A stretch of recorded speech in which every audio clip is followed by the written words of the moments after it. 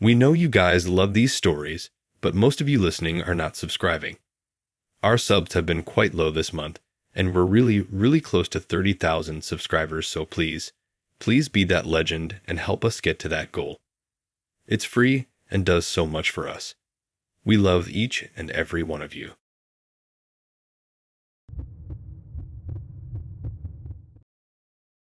The weirdest part is that it didn't even start on a dating app or some weird mutual friend set. It was just a dog park. Seriously, I don't even have a dog. I was watching my roommate's corgi while she was in Texas for a week. That little furball basically set me up. Mark was there with his golden retriever that looked like it belonged in a commercial. He had that cool dad look, even though he didn't seem like one. Gray hoodie, baseball cap, that scruffy half-beard thing. We joked about how our dogs seemed more interested in sniffing trash than each other and then ended up walking together for almost an hour. It felt natural. No weird vibe, no pushing, just easy. He asked if I wanted to grab coffee that same day, and we went to this small spot near the park. We sat outside, talked for maybe 2 hours. He told me he worked in logistics. I pretended to know what that meant. He had this calm way of talking like nothing really stressed him out. It made you want to just keep listening. I gave him my number, and by the time I got home, he'd already texted me a stupid gif of a dog drinking out of a water fountain. Over the next few weeks, we started seeing each other more. Always on weekends. Always after 5. I didn't think anything of it. I wasn't keeping track of time like that. He'd come over, sometimes with food already picked up, sometimes with a bottle of wine that he'd just found at this random shop. We didn't do fancy dates. Most of the time, we'd just hang out at my place, listen to music, watch movies, talk. It was simple, but honestly, I liked it. He remembered things. I don't know why it always gets me, but it does. Like how I hate when people wear shoes inside, or how I bite my nails when I'm overthinking. He picked up on stuff fast and never made me feel like I had to explain myself. I thought that meant something, that he was paying attention. I only started to feel weird when I realized I'd never seen where he lived. He always had a reason. It's a mess, or my roommate's being annoying, or I'm remodeling. I wasn't trying to snoop, so I didn't press it. One time I even joked about it, and he laughed like I was being ridiculous. Said I was welcome any time, once things settled. So I let it go. It had been maybe 2 months when I ran into this little girl at a coffee shop. Random rainy Tuesday. I stopped in after work, soaked, hair sticking to my face, probably looking like a wet raccoon. I sit down at a table with my drink, and this kid keeps glancing at me. She's sitting with a woman who looks super familiar, but I can't place it right away. The girl finally leans over and says, "Are you the other one?" I kind of smile like, huh. And before I could say anything, the woman turns around, and my whole brain just blanked. It was her, the sister from the picture on Mark's phone. Except now she didn't look like some casual family member. She looked like a mom, a tired mom who'd been through too much. She looked at me like she'd seen a ghost. I got up, left my drink on the table, walked out. I didn't even think, just left. I got home and sat on my couch with my jacket still on, trying to make sense of it. I texted him. Just said we needed to talk. Nothing dramatic. He replied like 5 hours later, said he'd explain everything, that I deserved the truth. No crap. We met at a random parking lot behind a bookstore. I didn't want to go to his place, and mine was out of the question. When he got there, he looked different. Not like sick or messy, but just tired. Not like the guy who used to bring me my favorite muffins without me asking. He told me he was married. Like straight up. Married. For 8 years, he had a daughter. He said it like he was reading from a script. Then he added that his wife knew and that they were in an open thing. But the way he said it didn't sit right. I asked if she knew about me, and he hesitated. Said, not exactly, which basically means no. So what I thought was this deep connection was actually just one part of some messed up side gig he had going on. And it gets worse. He admitted that I wasn't the only one. He said he was seeing a few people casually, like I was some name on a list. I didn't yell or cry. I just sat there, staring at the parking lot light buzzing above us. I felt like someone had taken all the air out of me. I asked him why he didn't just tell me. He said he didn't want to ruin what we had, which made zero sense, because it was already ruined, or maybe it never existed the way I thought it did. I didn't talk to him for weeks, and he started texting again. Random stuff like, "Hope your day's good," or "I heard this song and thought of you." I didn't respond. Then he sent this long message explaining how his marriage had been complicated for a while, and he was just trying to figure things out. I didn't buy it. I knew it was just a distraction, something to make him feel better while pretending he wasn't wrecking everything around him. One night, I had a message on Facebook from his wife. It was short. Just said, "I didn't know, I'm sorry." That's when it really hit. He'd been lying to her too, probably spinning different stories to everyone, and I just got caught in the middle. After that, I blocked him. Phone, socials, everything. No drama. No big goodbye. Just gone. Now when I walk by that park, I look the other way. And anytime I see a golden retriever, I think of his dog, Peanut. Which sucks, because the dog was actually really sweet. But even that feels tainted now. Like even the nice parts were part of the lie.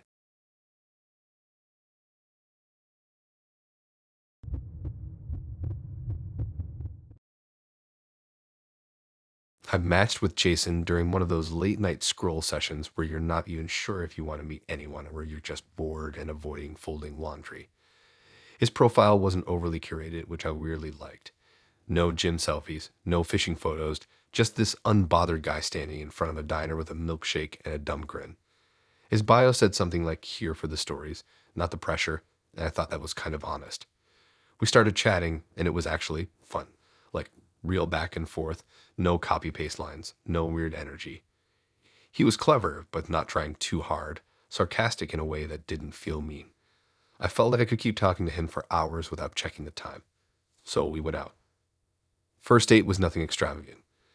This casual bar with mismatched chairs and a jukebox that only worked half the time.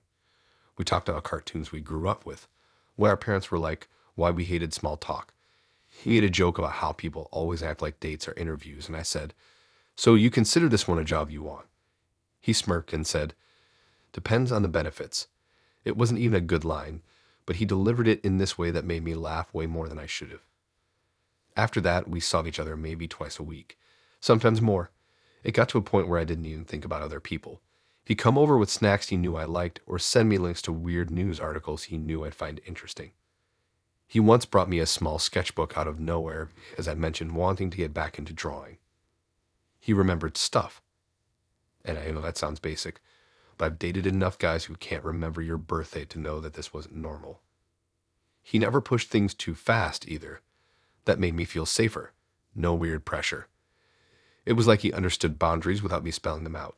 My roommate even liked him, which was rare. She once joked, "He's got a face like a trustworthy golden retriever." I said that out loud to him once, and he laughed way too hard and started calling himself Golden Bay. Stupid, I know, but it was one of those inside jokes that just stuck. Everything felt good until the internet ruined it. It was late. I was at my friend Lily's place, sitting on her couch scrolling through YouTube while she cooked something in the kitchen. We were swapping bad date videos like trading cards. She played one titled "The One Who Got Away" on purpose, and we laughed at the dramatics. Then this other one popped up under recommended. It was called "The Artist with Daddy Issues," and the thumbnail caught my attention because the background looked weirdly familiar. There was a couch I swore I'd seen before, a lamp I might have even taken a nap under. I clicked it without thinking. It opened with Jason's face. At first, I was confused. I thought maybe it was someone who looked like him. But no, same putty, same voice, same stupid grin. It was Jason, sitting in front of a camera like a low-budget YouTuber. He was talking about a girl he dated who painted in her spare time, had a weird relationship with her dad, and cried watching animated movies. I wish I could say I wasn't sure it was me, but it was. Word for word, everything he said lined up. The stories, the stuff I told him in confidence, the things I only shared when I thought someone actually cared. And then came the rating. Like I was a Yelp review. He gave me a 7.5 for conversation, an 8.5 for originality, and a 6 for stability, whatever that means. He joked about how I was the type of girl who would probably paint a guy's name into a sunset and then ghost him for 3 weeks. People were laughing in the comments, actual strangers making jokes, calling me a walking red flag with a paintbrush. One guy said, "She sounds exhausting." Another said, "I've dated this exact girl before." I couldn't even breathe. Lily came into the room, saw my face, and asked what was wrong. I didn't say anything. I just pointed at the screen. She watched it for 30 seconds before blurting, "Are you kidding me?" and immediately slammed her laptop shut. I went home and just laid in bed. I stared at the ceiling like maybe I had answers. I kept thinking about all the times I'd told him things, thinking we were bonding, building something. I didn't even cry. I just felt hollow. Like I've been tricked into thinking my life was a documentary when it was really just a bad comedy for someone else's audience. The next day, I texted him. I didn't even ask why at first. I just said I saw it. He sent a long reply saying it wasn't meant to be hurtful, that he was working on this relationship content series for creative expression. Creative expression. Like he was Picasso and I was his mess. He said I was never supposed to see it, like that made it better. He said, people tell stories all the time. This is just a modern version of that. No apology, no shame. I stopped replying after that. I didn't block him right away, though. I wanted him to know I was still there, just ignoring him. I wanted him to sit with that. A few days later, one of his videos went semi-viral on TikTok. A clip where he called another girl the human equivalent of a lost AirPod. People thought it was hilarious. The comments were filled with people asking for more stories. No one questioned if the girls in those stories were real, if they ever found out. He got a bunch of new followers. I deleted my socials for a while, just disappeared. I didn't want to be the next viral moment or the girl people meme to death in the comments. I went offline, threw away the sketchbook he gave me, stopped going to that bar we liked. Everything just felt like it belonged to him now. I haven't dated anyone since. Not because I'm scared of being hurt again, but because I'm scared I'll open up and someone will be sitting there, not listening to me, but writing a caption in their head.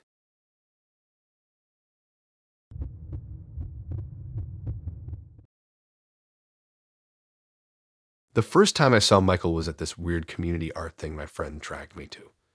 One of those open gallery nights with wine in plastic cups and live music that's a little too loud for the space.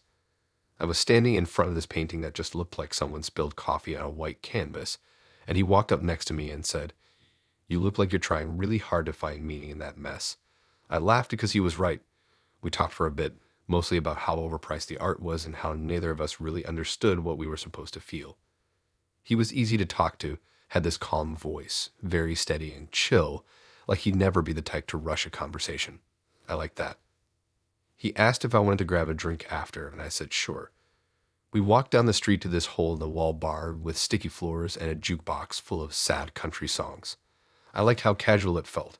He didn't try to impress me, and I wasn't trying to be anything I wasn't. We ended up talking about childhood stuff, weird dreams, things we used to believe as kids. It was that kind of conversation that's somehow both light and deep. I remember thinking, this might actually turn into something. Over the next few weeks, we hung out a lot. I'd text him and he'd actually reply like a human being, not just a dry lol or cool. We'd grab coffee, watch terrible movies, do grocery runs together for no reason. He even came over when I was sick once and brought ginger ale and sat on the floor while I complained about my sore throat. He was never too much, never too distant either. Like he just found the middle ground and stayed there. It made things feel stable. He never acted nosy about my life, and I wasn't about to interrogate his either. I figured if there was something important, he'd bring it up eventually. It wasn't like we were exclusive right away, but it was heading there. That weird in-between stage where you're basically dating, but no one wants to be the first to say it out loud. I liked him, and he made me feel like he liked me too. He never played the gamey stuff. So it was just a normal Tuesday when I found out who he really was. I had therapy that day, same old routine. I've been seeing my therapist, Liz, for about a year at that point. She's one of those people who makes you feel like she actually cares, but without doing that over smiley fake therapist thing. Anyway, I walk in, sit on the couch, pull out my water bottle, and start rambling about how things in my life are finally starting to feel okay. I even told her I was seeing someone new. She smiled and asked his name, and I just said it casually like it was no big deal. Michael. Her face didn't change exactly, but it froze. Just for a second, like a glitch. Then she nodded and said, "Do you know his last name?" I said it without thinking. That's when I noticed it. She sat back just slightly, like the way someone might shift when they hear something unexpected but don't want to react. I asked if everything was okay, and she said something vague like, "I just wanted to make sure we weren't talking about someone I knew." But her whole vibe changed after that. I felt it. The session ended kind of abruptly. She wrapped it up earlier than usual, said she had to cut it short because of an overlapping schedule. That never happened before. She walked me out and didn't make eye contact. I knew something was off. I tried to shake it, but couldn't. The whole walk home I kept thinking, what are the odds? Like, how many Michaels are there? Could it just be a coincidence? That night, I went to his place for the first time. He had been weird about it before, always said he was still unpacking or didn't want me to see how messy it was. But finally, he invited me over. It was a small apartment, clean, almost too clean, like it was staged. There was a photo on a shelf of him and an older woman. She looked familiar. It took me a second. Then it hit me. It was Liz, my therapist. I didn't say anything. I just stared at it for way too long until he noticed and came over. He looked at the photo, then at me, and just sighed. Didn't try to lie. Didn't even act surprised. Just said, "Yeah, that's my mom." My stomach dropped. I asked why he didn't tell me, and he said he didn't know how to bring it up. Said it didn't seem like a big deal at first, and then it just got weirder the longer he kept it to himself. I asked if she knew, and he said not at first. But once he saw how serious it might get, he brought it up to her. That must have been right before my last session. I didn't even know what to say. I just stood there, trying to figure out if this was real or some kind of prank. I felt like I was part of some twisted loop. I left. I didn't yell, didn't cry. Just said I needed to think. When I got home, I emailed Liz. I told her I knew everything and I couldn't keep seeing her. She replied with this cold, clinical message saying she understood, and that she'd refer me to someone else if I needed. No warmth, no explanation, like none of it happened. Michael tried texting me a few times after that. Said he was sorry. Said he didn't expect things to go this way. He even said he genuinely liked me, that this wasn't some setup. But how was I supposed to believe that? I told this woman things I've never said out loud.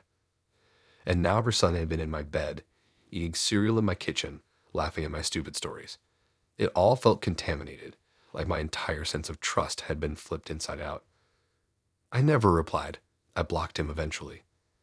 Therapy was already hard for me to stick with, and now the one person I thought was helping me was tied up in my personal life in a way I couldn't untangle. I didn't want to talk to another therapist after that. Not for a while. And yeah, maybe it wasn't technically anyone's fault. Maybe it was just a weird coincidence that spiraled too fast. But I still walk past his apartment sometimes and feel like I'm walking past a mirror I can't look into.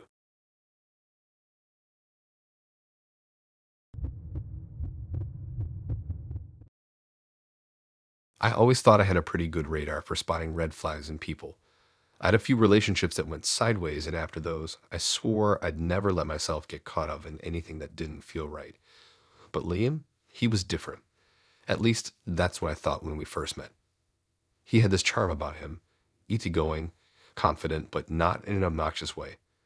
The kind of guy who made everyone around him feel comfortable without even trying. We clicked right away, and for the first time in a while, I felt like I might have found something real. We started dating pretty quickly after meeting. We had similar interests, we laughed at the same stupid jokes, and it felt effortless. He always had the right thing to say when I was feeling down, and he made me feel seen in a way no one else really had before. For the first few months, it was perfect. I never doubted for a second that Liam was the kind of guy I could see myself with for a long time. He was respectful, kind, and always seemed to be just a step ahead of me, like he had my life figured out better than I did. But that's when the cracks started to show. It was subtle at first, like when he started getting super defensive about his ex. I never asked too much about his past relationships, but the few times I mentioned it, he shut down quickly or changed the subject altogether. I thought it was normal. Maybe he was just protective of his past. But as we got closer, I started noticing weird things. He would go out of his way to avoid certain places, or when we were out together, he'd get all anxious if we ran into certain people. I didn't think much of it, though. Maybe he had some unresolved issues with his ex. Who didn't? The tipping point came one evening when I decided to surprise him with a spontaneous visit to his apartment. I was out running errands and texted him, asking if I could stop by. He hesitated for a second before agreeing, which struck me as odd, but I shrugged it off. He lived in a small apartment on the outskirts of town, not too far from where I lived. When I got there, something felt off. His place was eerily quiet. No music, no TV, nothing. I knocked a few times, but he didn't answer. After waiting for a while, I figured he might have been in the shower or something.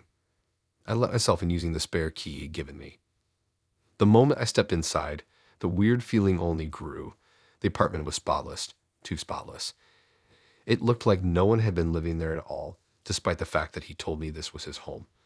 His stuff was barely anywhere, aside from a few clothes in the closet and some random books stacked on the coffee table. I thought maybe he was just a neat freak, but the more I looked around, the stranger it seemed.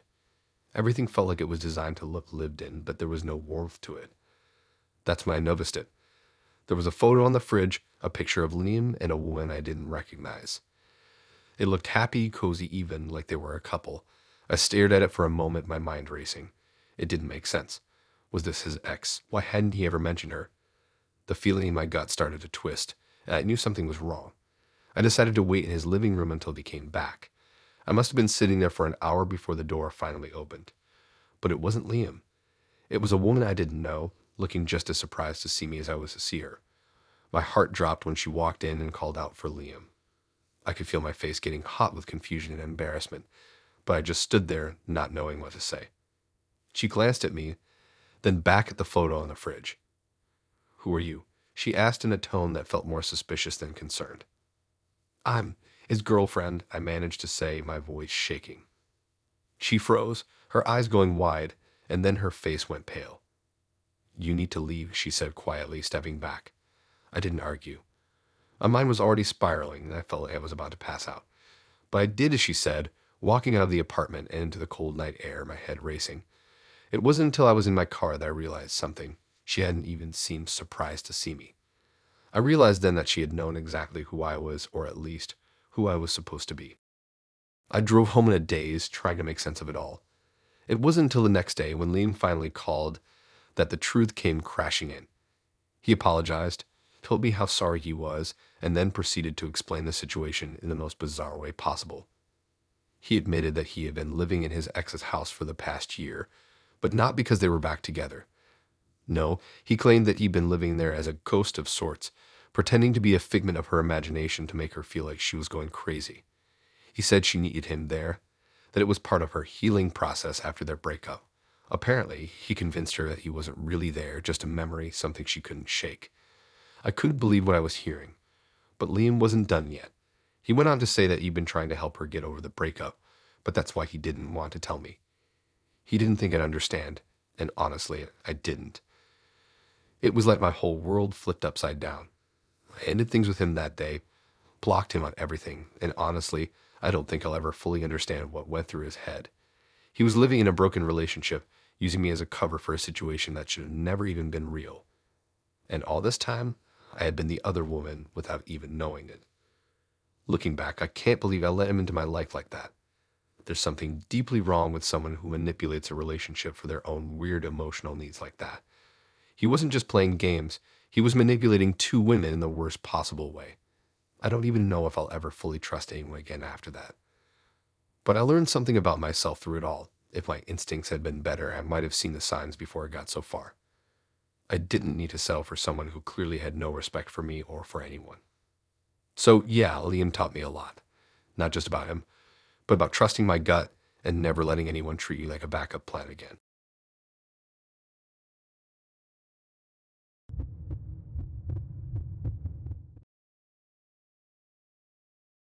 I was feeling pretty confident about my dating life when I met Jenna. She was everything I thought I wanted: spontaneous, funny, adventurous, and always up for something new. We met at a bar one night, and within minutes, we were laughing like old friends. She had this magnetic energy about her, something that just made you feel comfortable in her presence. It didn't hurt that she was absolutely gorgeous either. Every time we talked, I felt like I was getting to know someone who had this rare spark, someone who wasn't afraid to just go with the flow and enjoy the moment. I had just gotten out of a long relationship, and honestly, I wasn't looking for anything serious. So when Jenna came into the picture, I thought she'd be the perfect distraction. We'd go out, have some fun, no pressure, no expectations. I figured she was probably in the same place, just enjoying life and seeing where things went. And for a while, that was exactly how it was. We'd spend hours at coffee shops, talking about everything under the sun. We'd go on late night drives, blasting music, not caring where we ended up. It felt like we were in sync. But as things usually go, I started noticing a few things that didn't sit right with me. At first, it was small stuff. She'd mentioned her exes in passing, but it wasn't anything weird. Everyone talks about their past relationships, right? But then I started noticing patterns. Every time we were talking about something that she liked, I find myself hearing the same things about her past boyfriends. She'd mentioned how her last guy had a thing for hiking, so she'd started hiking with him. Then a few weeks later, she'd say her ex loved playing guitar, so she picked it up. The more I heard, the more it started to hit me that this wasn't just coincidence. It wasn't about her own passions. It was about recreating the things her exes had liked. I didn't think too much of it at first. Maybe I was reading into it. People have hobbies, and sometimes they get into things because of the people they're with. But it didn't stop there. It started to feel like she wasn't just sharing things from her past relationships. She was actively shaping herself to fit a mold, like she was becoming a reflection of someone else's life. I noticed the way she dressed too. One day, she was talking about this ex who had a thing for vintage clothing, so she'd started wearing more of that style. The next week, she was wearing the same exact kind of shoes her ex used to wear. But then it got weirder. One night, after we'd been seeing each other for a couple of months, we were hanging out at her place. She casually mentioned that she was thinking of changing her hair, something about her ex liking girls with shorter hair. And that's when it hit me. She wasn't just reminiscing about these past relationships. She was actively trying to recreate them. And not just one or two of them, every single one of them. I had started to realize that I wasn't dating Jenna for who she was. I was dating an amalgamation of her exes, a mashup of traits she thought she could use to keep them around. It felt weird to me. How could someone be with you but still be trying to make you into someone else? At first, I thought maybe I was just being paranoid. After all, who wouldn't try to improve themselves after a breakup? But then I started noticing other patterns in her behavior. Every time we talked about relationships, she'd talk about how she missed certain parts of her past boyfriends, but it was more than that. She'd say things like, I wish I could find someone who liked the same things my ex did, or I wonder if I could ever get into the stuff my ex liked again. I was starting to feel like I was just a stepping stone, a placeholder for all the things she hadn't yet recreated from her past. One night, after a long conversation about our respective past relationships, I asked her outright why she kept talking about her exes in such detail.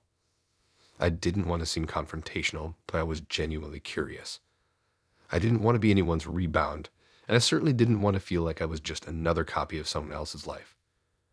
She looked at me like I'd just asked her the weirdest question in the world. For a second, I almost thought she didn't understand what I was getting at. Then she shrugged and said, I guess I just want to make sure I'm doing things right. I want to make people feel comfortable, like they fit. I want them to feel like they belong with me. Her response was vague, almost like she didn't even realize what she was doing. But I could see it in her eyes, this need to recreate and hold on to something that wasn't even hers anymore. I started feeling like I was losing myself in this relationship. Jenna wasn't the woman I was dating. She was a living, breathing version of her ex's preferences, a patchwork of the things they liked. It wasn't about her at all. It was about what she thought people wanted from her. I wasn't sure if I could keep up with it or even if I should. It wasn't that I wasn't attracted to her. It wasn't even that I didn't enjoy the time we spent together. But I wasn't sure I wanted to be with someone who didn't even seem to know who they really were. I tried to bring it up again, tried to tell her how I felt, but she brushed it off. I'm just trying to be the best version of myself, she said, almost defensively. But it was obvious to me that the person I was dating wasn't even real. She was a collection of other people's ideas, an imitation of the relationships she'd been in before. She wasn't growing into her own person. She was trying to live out other people's lives. The relationship fizzled out soon after that. I couldn't shake the feeling that Jenna would always be chasing someone else's shadow, that would always just be a copy of someone she was still trying to get back. I realized I couldn't be with someone who wasn't even sure of who they were anymore, someone who couldn't accept themselves without trying to be someone else. So I ended things, and honestly, it was probably for the best. I'd learned the hard way that sometimes people are just looking for something to fill the empty spaces left by their past. And no matter how much you want to make it work, you can't be the one to fix that. You can't love someone who doesn't even know who they're supposed to be.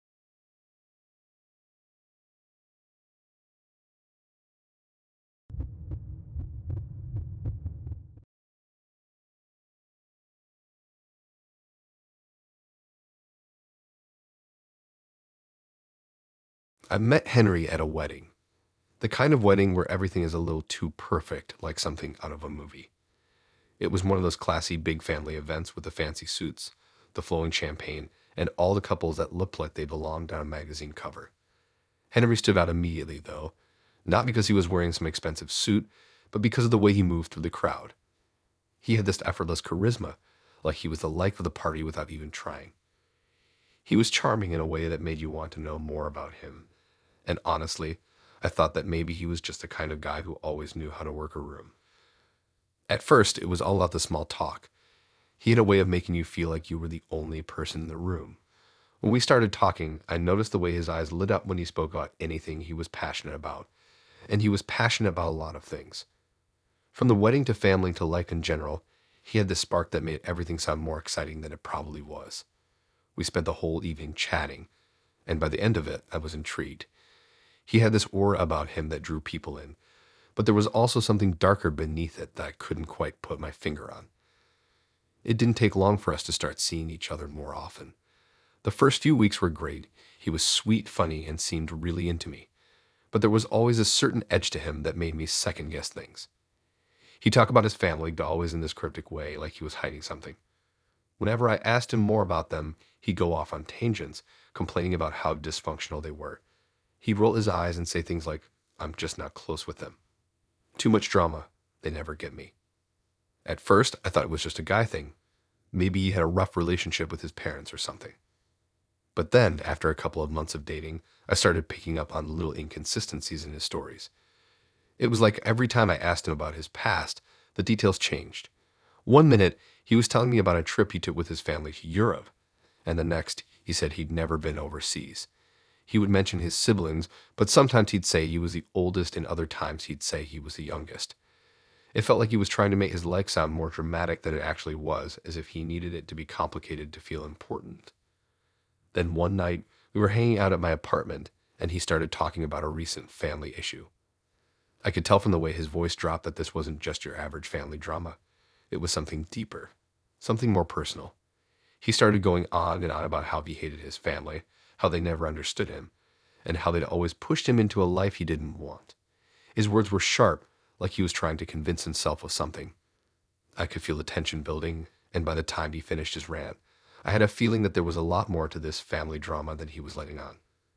A few days later, we were hanging out at a park, just enjoying the weather, when I ran into someone I knew from my old job. She was with her husband, and we exchanged pleasantries. But when I mentioned Henry, the woman's face immediately changed.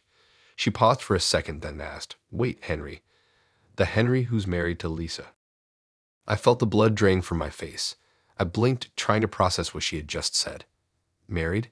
Henry had never mentioned a wife. I quickly excused myself and turned to Henry, who was standing off to the side, pretending to be engrossed in his phone. I asked him about it, trying to keep my voice calm, but my mind was racing. He didn't answer at first. His face went pale, and I could see him start to sweat. He then said something that set my heart into overdrive. "I don't know what you're talking about. She's just an ex. I don't even talk to her anymore." But everything in me screamed that something wasn't right. Why would she call him married if it wasn't true? Why would Henry look so panicked? It wasn't until later that night, after I pressed him again and again, that he finally admitted the truth. Henry wasn't just married, he had been married for years, and his family drama. It wasn't just about his parents not understanding him. It was about him cheating on his wife with numerous women, and I was just another one in the long line of his affairs. The family issues he'd been ranting about weren't just a result of his upbringing. They were a result of his own actions. He was living a double life, keeping his wife in the dark while he pursued whatever relationships he wanted on the side. His family drama was actually just a collection of lies, manipulation, and cheating. I don't think I'll ever forget the way he looked when he admitted everything. It was like all the charm had evaporated, and in its place was a man who had no shame about what he had done. He wasn't apologetic. He wasn't even remorseful. He seemed more frustrated that I had caught him than anything else. And that's when I realized that I wasn't just dealing with a guy who had some messed up family dynamics. I was dealing with a man who had no respect for anyone, least of all a woman he was married to. I ended things with Henry that night, of course, but the damage was already done. The idea that I had been a part of his twisted web of lies, not even knowing it, haunted me for a long time. I thought about how I'd been one of the many women he had used to fill the gap in his life, how I had been just another chapter in his long history of betrayal. I thought about Lisa, his wife, and what she must have gone through, never suspecting that her husband was living this secret life behind her back. I couldn't help but feel guilty for having been caught in his lies, even though I hadn't known any better at the time. Looking back, I still can't wrap my head around the kind of person Henry was. He was so good at pretending to be something he wasn't, so good at pulling the wool over people's eyes. But eventually, Paul lies caught up with him, and he had no choice but to face the consequences. It wasn't just about the cheating. It was about the way he treated people, like they were nothing more than pawns in his game. That's something I'll never forget, and I hope I never make the same mistake again.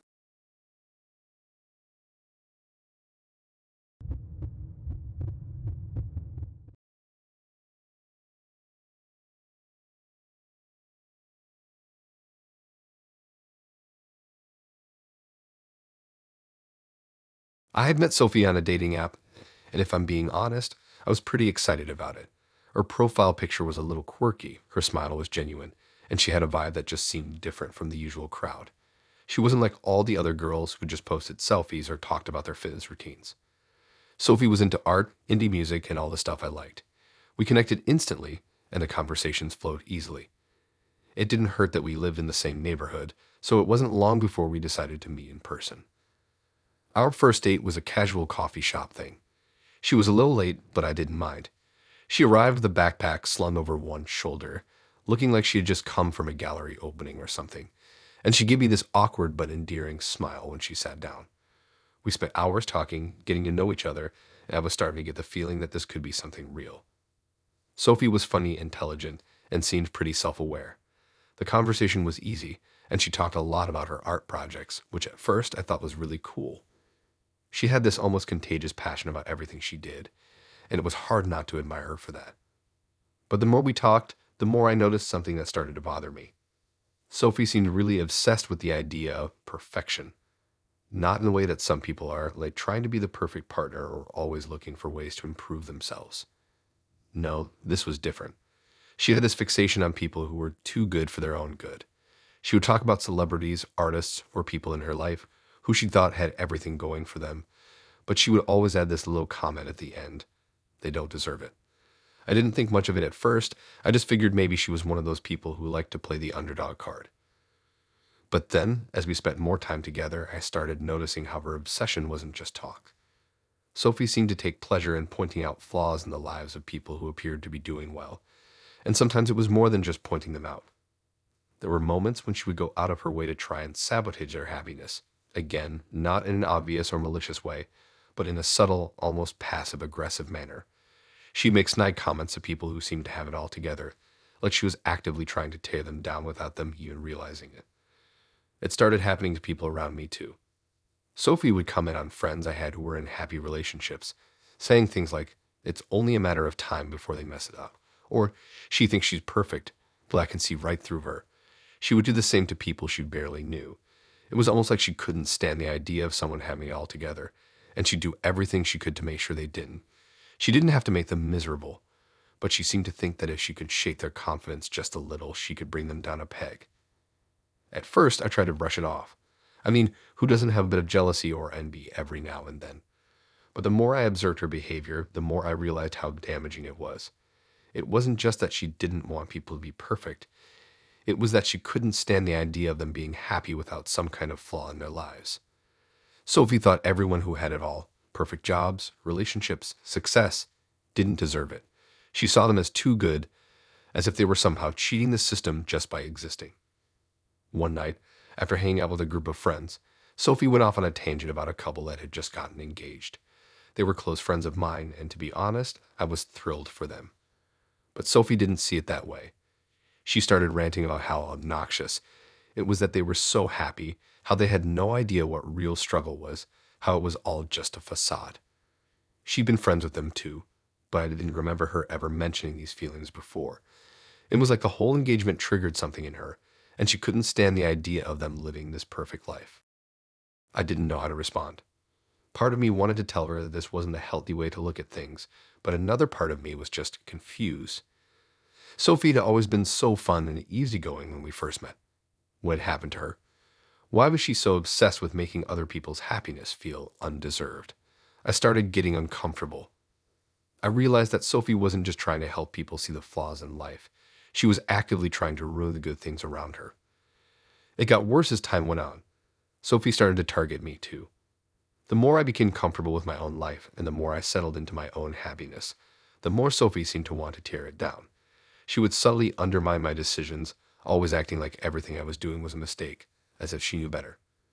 If I mentioned that I was excited about a new project at work, she'd shoot me down, saying that it would fail. If I told her about something I was looking forward to, she'd downplay it, calling it just another thing that won't work out. It was like she couldn't stand to see me feel good about myself or my life. One evening, we were at her place just hanging out, and I made the mistake of bringing up my excitement about a new opportunity at work. I could tell right away that Sophie wasn't happy for me. She looked at me, and I could see the frustration in her eyes. She told me in a very cold tone that people like me never realized how easy we had it. She said it in a way that made me feel like everything I was doing was wrong, like I didn't deserve the things that were coming my way. I had never felt so small in my life. It was like she couldn't stand the thought of me being happy or successful, and it was clear to me that she was more interested in tearing me down than supporting me. That night, I realized I couldn't keep doing this. I couldn't keep letting Sophie tear down the people around her, including me. She wasn't the person I thought she was. She was someone who couldn't stand to see anyone be too good for their own good. I didn't know how to fix that, and honestly, I didn't think I could. I had to walk away. Sophie was obsessed with destroying the happiness of others, and I wasn't about to let that toxic energy take hold of me anymore. It was hard, because I had really liked her at first, but in the end, I knew I couldn't stick around and let her slowly sabotage everything good in my life. Some people can't handle the success or happiness of others, and no matter how much I tried to understand her, I couldn't change that.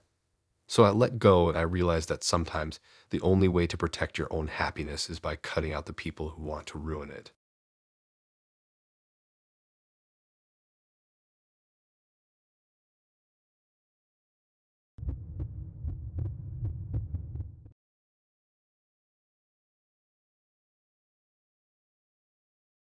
When I first met Chris, I honestly thought I hit the jackpot. He was charming, good looking, and seemed to have this magnetic energy that made you want to be around him. We met at a bar through a mutual friend, and instantly there was this connection. He made me laugh, and every time he looked at me, it felt like I was the most interesting person in the room. For the first few months, everything was perfect.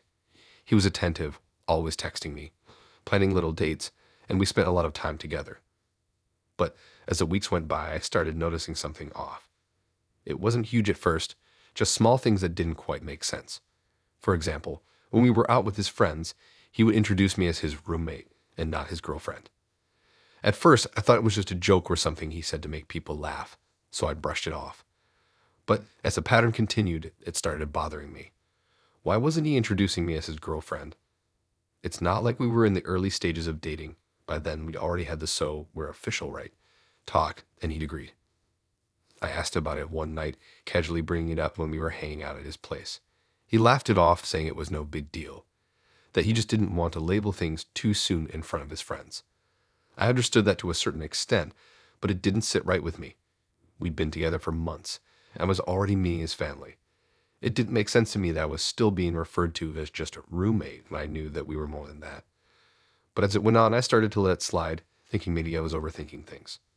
However, things took a darker turn one day when I found out the truth. It started when I bumped into one of his coworkers, a woman named Alice, at a coffee shop. She was talking about him casually, and after a few minutes, she mentioned how great it was that he found someone like me.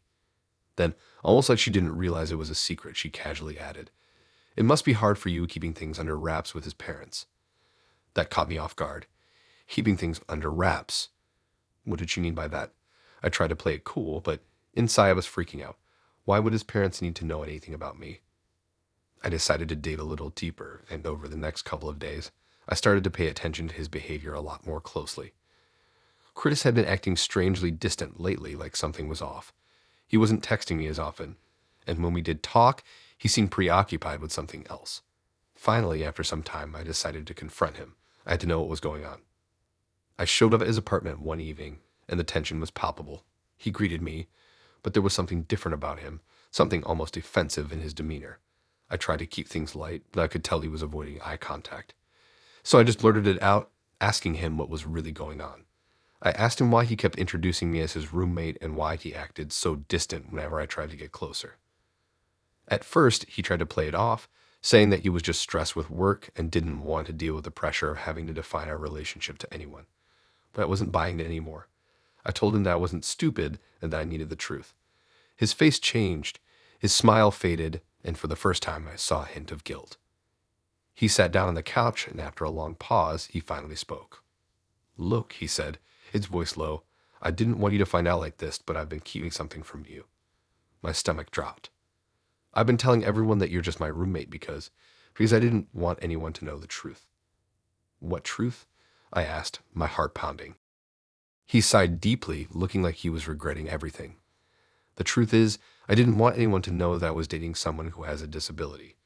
I didn't want to hear their comments, their judgment. I didn't want people thinking that I was with you just because I had to be. So I told them you were my roommate instead. His words hit me like a ton of bricks, but I wasn't sure I heard him correctly. So, what does that mean? Why didn't you want them to know? I could feel the tears building, but I was trying to hold it together. It was hard enough processing what he was saying. Chris looked at me and I could see the frustration in his eyes. It's just easier this way, he said. People don't look at us the same. If I told people you were my girlfriend, they'd think I was doing it out of pity, or that you were using me for some kind of charity case. I didn't want anyone to think that about us. He paused and looked away like he couldn't even bear to meet my eyes. Honestly, I thought it would be easier for you if no one knew. I thought you wouldn't mind. I didn't want to put you through all the judgment and the looks. I couldn't even respond at first. I was numb. Part of me was still trying to make sense of what he was saying, and part of me just wanted to walk out the door and never look back. All those months, all that time spent together, and he'd been lying to me the entire time. He hadn't been hiding me out of some misguided sense of protection. He'd been hiding me out of shame. Not only that, but he was somehow trying to convince me that I should be grateful for his secret, as though it was some kind of favor to me. Wait a minute, I said, my voice shaking. You're telling me that the reason you couldn't introduce me as your girlfriend is because you were worried people would pity us. And you think that's something I should just accept? Chris didn't answer right away. He just stared at the floor, unable to meet my gaze. I felt like I was suffocating, like I was losing control of everything. He was still trying to justify it, but I didn't want to hear it anymore. The trust I had in him shattered in that instant. You know what? I said, standing up. I think you've got it all wrong. I don't need anyone's pity. And I don't need you to keep hiding me. If that's how you see me, then we're done. And I walked out. Looking back, it feels like everything just clicked into place. Chris wasn't using me as a cover for his life. He was using me to hide the truth, to make himself feel better about a relationship he clearly wasn't proud of. I couldn't believe I had let him get away with it for so long. But I guess that's the thing with people like him. They twist things around, make you feel like you should be grateful for the scraps they throw your way, and before you know it, you're drowning in their lies. I walked away from Chris that night, and I haven't looked back. I don't need someone who thinks I'm something to be hidden. I'm done with the lies.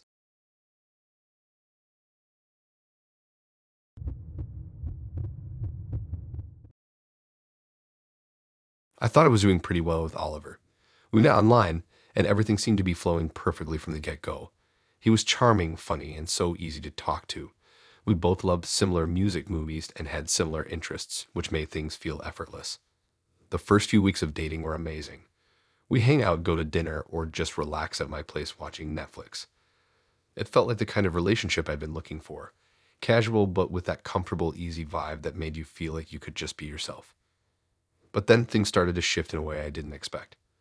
It started small. At first, Oliver seemed just a little too interested in my social media. I remember posting a picture at a coffee shop one day, and not long after, I got a text from him. It was simple enough. Why didn't you post a picture of us? I thought we were having a good time. It was a little odd, but I shrugged it off. Maybe he was just being playful. Over the next few days, though, I noticed something else. Oliver started texting me about my Instagram and Facebook posts before I even posted them. What are you going to share today? Let me see the pic before you post it. I thought he was joking at first, like maybe he was just a little overly invested in my online presence. But when I posted something without showing him first, the text started rolling in. Are you sure you want to post that? It doesn't really reflect the vibe we have. Or, I don't think that caption suits us, don't you think? It felt weird, but I didn't think much of it at the time. It wasn't until I went out with some of my friends that I started noticing just how much control he wanted. I was at a bar with a couple of people, and I snapped a photo of my drink to post. Before I could hit share, Oliver messaged me. Please don't post that. I don't like how you look in it. I was shocked. It wasn't a bad photo. I looked fine. But he wanted it gone, and I deleted it, thinking it was just a small request. I was used to being the type of person who didn't mind the small things, but this was different. The real shock came when I found out Oliver had been messaging my friends. He started texting them one by one, telling them that they were a bad influence, and that I should be spending more time with him. He'd tell him to give me some space or stay away from her, as if I was incapable of making my own decisions about my time. It felt wrong, but I couldn't figure out how to confront him without making things worse. One day, when I was hanging out at home, I checked my phone and saw something that made my stomach drop. I had logged into my Instagram account, and there were messages I didn't remember sending. Some of them were weird texts I'd sent to friends, saying things like, "I'm not feeling very social tonight," or "Sorry I was distant earlier, just been in a mood." I couldn't recall sending them at all. That's what hit me. Oliver had been logging into my accounts without asking, deleting posts, changing captions, and even writing things to my friends that weren't in my voice. I was stunned. How had I not noticed before? It was like my own privacy was being erased. Every time I posted a picture, he'd either delete it or change it, or even worse, send messages to people I hadn't even thought of talking to. It felt like I wasn't even in control of my own online presence anymore. That's when I realized this wasn't just about him being a little overly invested. It was about control. I decided to look through some of my accounts for more signs. Sure enough, there were other instances where he had been active, including checking my Facebook messages and deleting conversations he didn't like. It was like he was trying to erase people from my life, people who didn't fit into this version of my world that he was trying to create. The next time I saw him, I couldn't just sit there pretending everything was okay. I had to confront him. I told him I knew what he had been doing, that I'd seen the deleted photos, the strange messages, and that I wasn't comfortable with him invading my space like that. He got defensive. He said it was because he cared about me, that he just wanted everything to be perfect for us, and that he didn't want people to get the wrong impression about our relationship. He went on and on about how everyone would misinterpret us if we didn't curate our online presence. It was like he couldn't understand what was so wrong about what he had done. He didn't see how violating my privacy in that way wasn't just controlling. It was manipulation. I told him I needed space to figure out what I wanted, and I told him it was over. He tried to convince me that it was all for the best, that he was just protecting me, but I knew better. It wasn't protection. It was control, and it was never going to stop unless I put my foot down. I ended things with him, but I was left feeling disturbed by how far he'd gone to manipulate me. It took a long time for me to feel like I had my life back to normal again, and even now I sometimes check my social media for strange activity, just in case. I never realized how deeply someone could sink into my life just by using something as simple as my online presence. And I'd never expected a person I thought I trusted to pull something like that. Looking back, I realized how lucky I was to get out before things escalated any further. Oliver had a way of making things feel harmless at first, but that's how control works, isn't it? It sneaks up on you until you can't even remember what it was like to have a life outside of their influence. I've learned now to be more careful about who I trust, especially when it comes to things like privacy. It's a lot harder to regain that once it's been taken from you.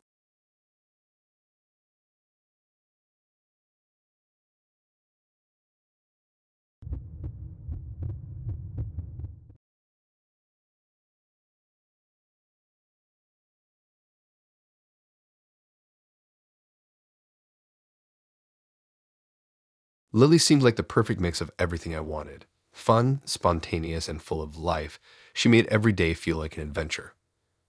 From the first date, she was the type of person who kept things exciting, always suggesting new places to go, new things to try. She had this way of making the ordinary feel extraordinary, and I loved it. I was drawn to her energy, her unpredictable nature. For the first couple of months, it was easy to think we were a perfect match. Every weekend was filled with some new experience, some spontaneous trip, or a last-minute adventure. We could never sit still, always chasing the next thrill. But something started to feel off after a while. It wasn't anything huge at first, just little things that I didn't pay much attention to until they started piling up. I first noticed it when we went on a hiking trip in the mountains. We had this beautiful day, the sun shining, and the air so crisp, and for some reason I felt distant. Lily was as carefree and enthusiastic as usual, running ahead, laughing, pulling me along with her. But something was missing. It wasn't about the trip itself, but more like the way she was acting. At first, I thought I was just overthinking it. Maybe I was tired or just in my head. After the hike, we grabbed lunch at a cafe. That's when it happened. She mentioned how much she loved the place, how it was always her favorite spot to grab a bite. I laughed and said I had no idea. "We've been here for the first time, right?" She froze for a second before quickly recovering with a smile and brushing it off like it didn't matter. It felt like a tiny red flag, but I let it go. I didn't want to make it weird, so I pushed it out of my mind. But as time went on, the pattern started to emerge. Every time we went somewhere new, Lily would say something like, "Oh, I've been here before," or "This place is like my second home." It felt strange that she kept acting like she was so familiar with all these places we'd never been. It wasn't that she was just familiar. It was like she was reliving a past. It wasn't until a few weeks later when I was browsing through her social media that I finally put it together. On her Instagram, I saw pictures of her at almost every spot we had visited together. But the captions, the way she talked about the places, made it seem like I was just a repeat of someone else. In one of the photos from a trip we took to the beach, she had tagged it, "I can't believe I'm here again, just like last year." But I knew this was the first time we'd been to that beach. I started scrolling through more photos, finding similar captions at other spots, all of which seemed strangely familiar, but not from our time together. It felt like I was seeing her go through the same motions, the same places, as if she was living a life that wasn't really hers. I tried to bring it up casually, but every time she'd laugh it off, change the subject, or even tell me that I was just imagining things. But the more I thought about it, the more it clicked. Lily wasn't living her own life. She was recreating someone else's, and that someone else was her ex. I didn't want to jump to conclusions, but there were too many signs. The trips, the places, the way she would dress, always so similar to her ex's style. And then there was the fact that every time we were out, she would subtly compare me to her ex, even if she didn't realize it. I caught her mentioning little things like how he used to love hiking too, or he always thought this beach was the most romantic place. The way she spoke about her ex was almost reverent, and every time she said something, it felt like I was just standing in the shadow of someone else. The more I learned about her past relationship, the more it became clear that I was never meant to be me in this relationship. I was just filling in a role. I wasn't even a new person to her. I was a version of the person she couldn't get over, the person she was constantly trying to recreate. It wasn't about me, it was about her trying to get something back she had lost. One evening, I decided to confront her about it. I didn't know how to say it, how to explain that something felt off, that I felt like I was living in a ghost version of a past life. I asked her why she always acted like she had been to the same places before. She seemed taken aback for a second, but then she smiled and said, I guess I just really enjoyed doing things that I've done before." It wasn't even an apology or explanation. It was like she thought nothing of it. But there was this odd sense that she didn't want to admit what was really going on. It wasn't until I stumbled upon a conversation she was having with one of her friends that I really understood. I overheard a message she sent while we were hanging out in the kitchen one evening. She was talking about me, about how much she liked me, but she mentioned how everything about him is just so familiar. She said she couldn't figure out if it was because I was the kind of person she wanted, or if I was just a stand-in for her ex, a way to fill a void that he left behind. I froze when I heard it. It hit me like a ton of bricks. She was using me as a replacement, trying to turn me into someone I wasn't. I was heartbroken. Not because I wasn't the right person for her, but because I realized how little I had ever been seen for who I truly was. I was just a shadow, a character in her attempt to relive something she couldn't let go of. The next day I ended things. She didn't really understand. She asked me why I was being so dramatic, why I was overthinking everything. But deep down I knew I was right. I wasn't the person she wanted to be with. I was just another version of the past she couldn't escape. It wasn't fair to either of us. Looking back, it's strange to think how deeply someone can be trapped in the past without even realizing it. It's even more bizarre to think how easy it was to get caught up in that cycle without seeing it for what it was. I'm not angry at Lily, not anymore. I think she was just too broken to see it herself. And in the end, I was the one who had to step away from the mess she created. It's hard to move on from someone when you realize they were never really there to begin with. I guess sometimes people aren't looking for love. They're just looking for something they've already lost.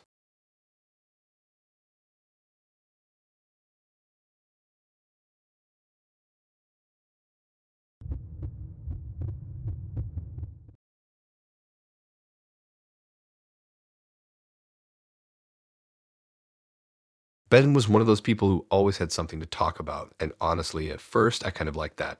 He could walk into a room and light it up with stories, whether they were about a vacation he'd been on or some crazy thing that happened at work. He was charismatic in a way that made you feel like everything he said was interesting, even when it was just small talk. He had this charm, this ability to make you feel like he was important, like everything he said mattered. We met at work. It was one of those office mixers where everyone's supposed to act casual and pretend like they're all having fun.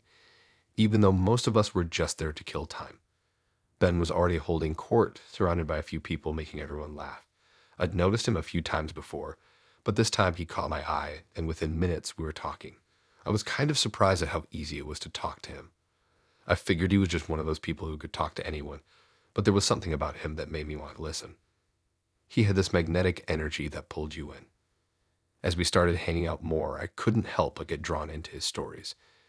It was like he was always the hero of every tale, the one who was always in control, always the one who came out on top.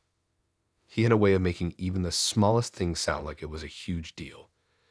If you went to the grocery store, it wasn't just a trip to buy food. It was an adventure, a journey where he'd somehow come face to face with an ex, run into an old friend, or find himself in some dramatic situation. Every time he told a story, it felt like the world was his stage. But after a while, I started to notice something that made me feel uneasy. The more Ben talked, the more his stories started to feel rehearsed. He would tell the same story, but with slight variations, as if he was perfecting it for an audience. And the weird part, it was always the same basic narrative, just dressed up in different details, like he was trying to make his life seem more exciting than it actually was. It didn't take long for me to realize that a lot of the things he said didn't add up. One day, we were talking about our past relationships. He mentioned that he used to date someone who had a really intense relationship with their family. It sounded pretty normal at first, but then he dropped a weird detail. He told me that his ex-mom had once bought him a really expensive gift to try to get him to stay with her daughter. I was a little taken aback, but I didn't say anything right away. A few weeks later, I heard him tell the same story to a group of people at a bar, but this time the gift was different. He said it was a luxury watch, not the expensive jacket he had originally mentioned. I brushed it off at first. Maybe it was just a slip of the tongue, but the more I listened to him, the more I realized that every single one of his stories had a similar vibe. They were all about making him look better, putting him in a more heroic light. Nothing he said felt genuine. The turning point came when I met some of his friends. We went out for drinks one night, and Ben introduced me to a couple of people he'd known for years. At first, everything seemed fine. But as the night went on, I started to notice a weird pattern. Ben would tell stories about his past, places he'd supposedly been, people he'd supposedly met, and his friends would laugh and nod along. But there was something off about their reactions. They didn't seem to take the stories seriously. It was like they were just playing along with him, as if they had all heard these stories 100 times before. I caught a glimpse of one of his friends giving me a knowing look, like they were in on some inside joke that I didn't understand. Later that night, one of his friends pulled me aside. She told me that Ben had a reputation for being a bit of a storyteller. She didn't mean it in a cute way. She meant it like he had a habit of making up wild tales about his life, his adventures, his past to make himself seem more interesting. The more she told me, the more it became clear. Ben wasn't just embellishing his stories. He was flat out lying about his life. I started to feel like I was being duped. Every time I heard a new story from him, it felt less and less like a glimpse into his life and more like a performance. I tried to call him out on some of it, but every time he'd just brush it off, make a joke, or change the subject. He'd even get defensive sometimes, acting like I was being unfair for questioning his truth. But it was hard to ignore the fact that everything he said felt fake. The most disturbing part was when I started noticing the lies were bleeding into our relationship. He'd tell me things like how he had always wanted to settle down or how he was done with the whole casual thing. But then I found out from one of his friends that he'd been in a committed relationship just a few months before we started dating. I was starting to wonder if anything Ben said was true. Was I just another piece in the puzzle of his manufactured life? Was I part of the story he was telling to make himself seem like a better guy? It was like he was constantly rewriting his own narrative, making sure everything fit the version of himself he wanted to project. I wasn't just dating a guy, I was dating a character he had created. And as time went on, I realized that the more I got to know Ben, the less I actually knew him. He had built a persona that was so convincing, I wasn't sure where the real person ended and the act began. Eventually, I had enough. I couldn't keep pretending that his stories were harmless or that I was okay with the constant fabrications. It wasn't just a few white lies anymore, it was a full-blown performance. I realized that I wasn't in a relationship with Ben. I was in a relationship with the idea of Ben. He had created a perfect version of himself, one that everyone wanted to believe, but it wasn't real. So I ended things. It wasn't dramatic or anything. I just told him I couldn't keep doing this. I couldn't be part of his lie. He was upset, of course, but it didn't matter. I was done with the stories, done with the fake versions of his life. and most of all, done with being the pawn in his twisted little game of attention-seeking. Looking back now, it's kind of crazy how much someone can lie to make themselves seem more interesting. Ben didn't just tell stories. He built a whole world around himself, a world where he was always the hero, always the center of attention. But in the end, all he had was an audience, and it wasn't willing to keep playing along.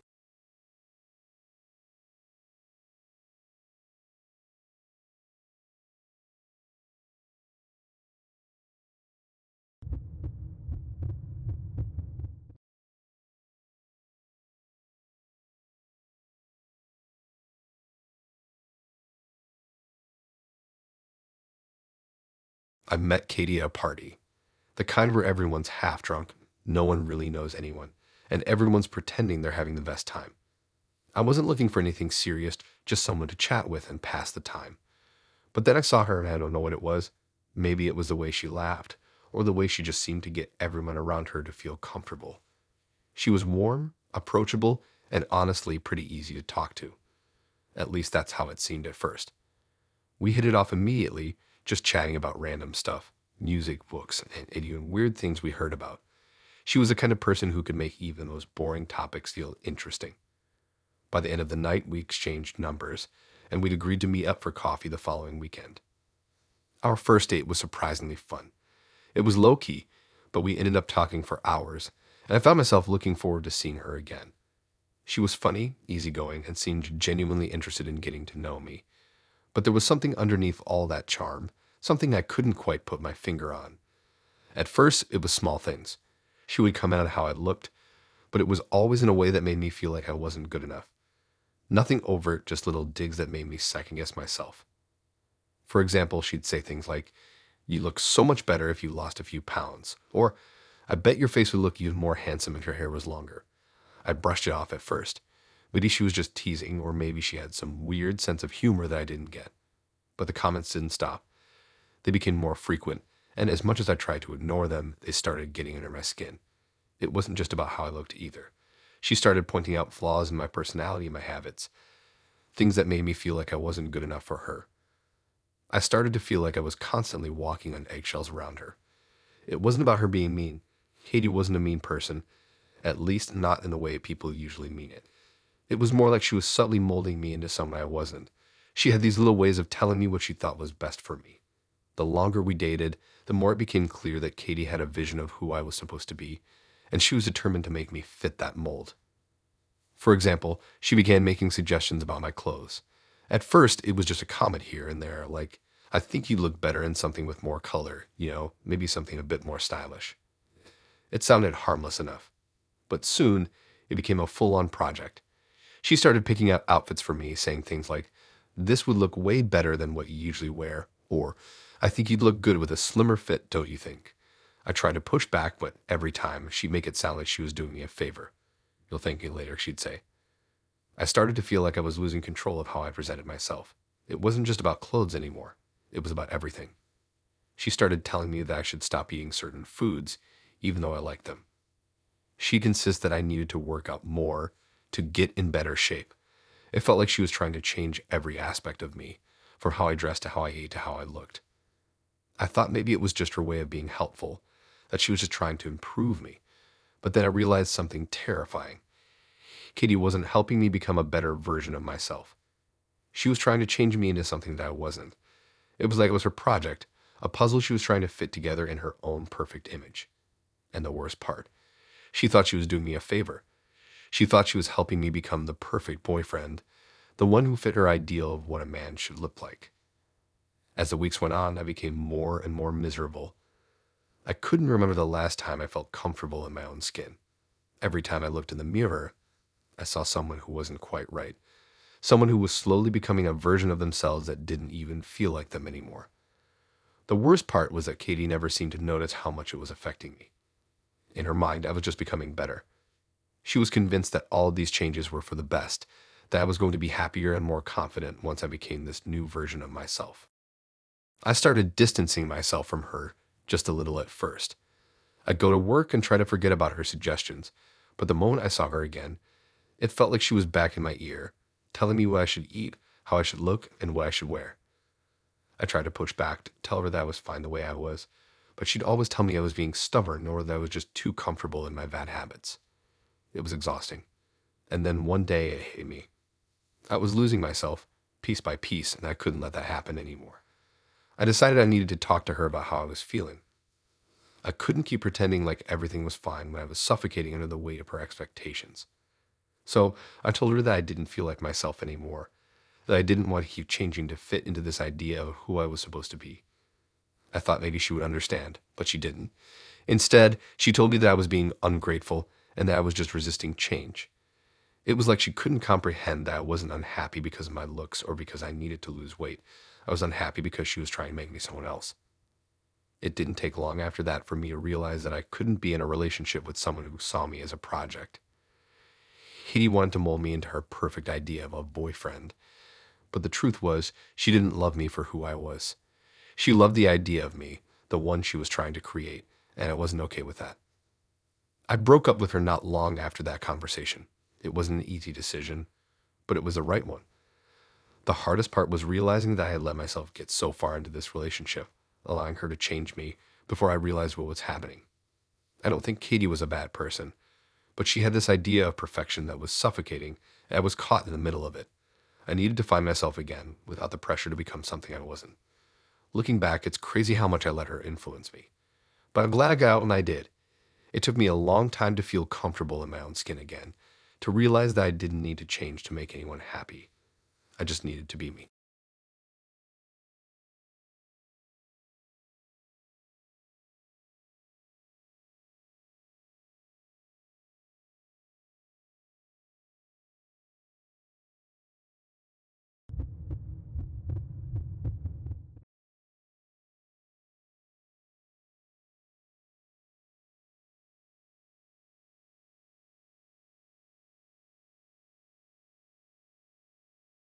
When I first met David, I thought he was everything I'd been looking for.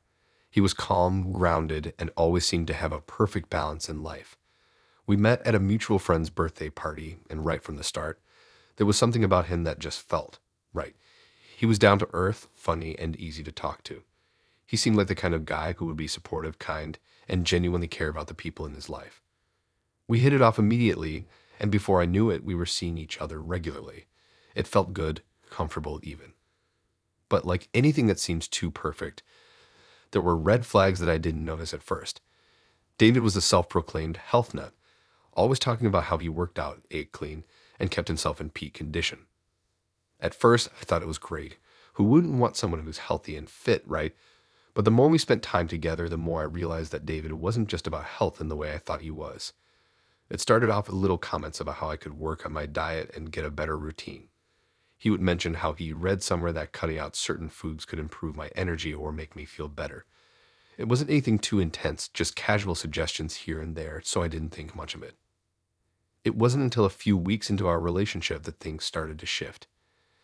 David's suggestions started becoming demands, and it started to feel less like caring and more like controlling. The first time I noticed it was when I went out to dinner with some friends. I ordered a salad, nothing fancy, but I was feeling a little indulgent and added some croutons and dressing. David's face dropped when he saw it. He didn't say anything at first, but he kept looking at my food, then at me, then back to the salad like he was disgusted. After dinner, he told me I really should reconsider what I was putting into my body and that it wasn't helping me get to my best self. At first, I laughed off. I mean, I ate healthy for the most part, and one salad with a bit of dressing wasn't going to kill me, right? But David wasn't joking. He kept bringing it up every time we went out. Eventually, I noticed it was no longer just about food. He started pointing out how I wasn't pushing myself hard enough at the gym, how I wasn't doing the right exercises to target my problem areas. He started suggesting I try different routines, and before long, I was getting up earlier and earlier to meet him for morning workouts before work. And it wasn't just fitness anymore, it was everything. David started dictating what I wore. At first, it was just the usual compliments. You look great in this color, or I love how you look in skinny jeans. But soon, he was picking out my clothes for me.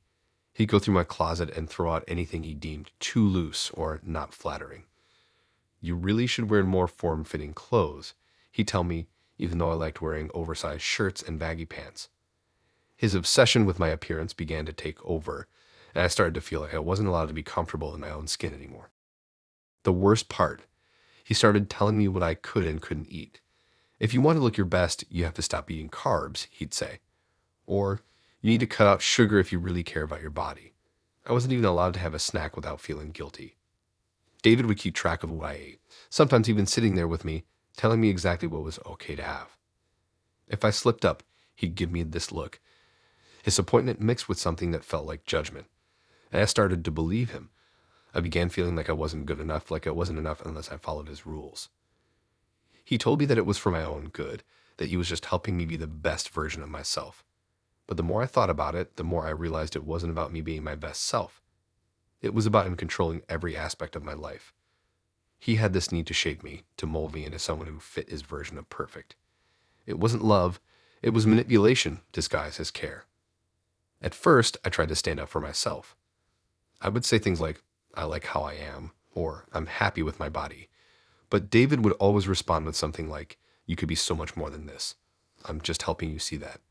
I started feeling like I wasn't allowed to have an opinion, that everything I did was wrong if it didn't align with what he wanted for me.